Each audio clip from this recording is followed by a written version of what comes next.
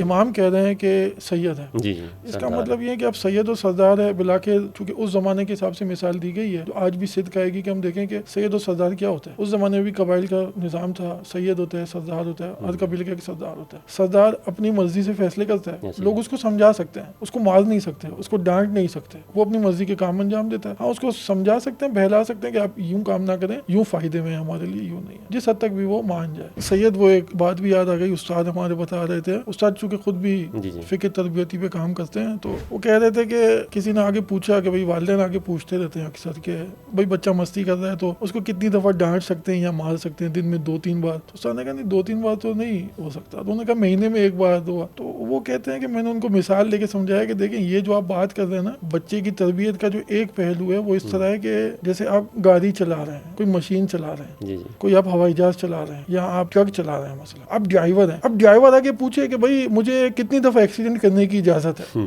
दिन में 2-3 बार या महीने में 1 बार, तो आप उसको कहेंगे नहीं, असल आपको इजाजत ही नहीं है, एक्सीडेंट करने की बिल्कुल भी इजाजत नहीं है। तो वो कहते हैं ये डांट का भी और मार पीट का भी ताल्लुक यही, आपको असलन इजाजत नहीं है, और जो भी आप अगर ये काम करते हैं तो इसकी जिम्मेदार आप खुद हैं फिर।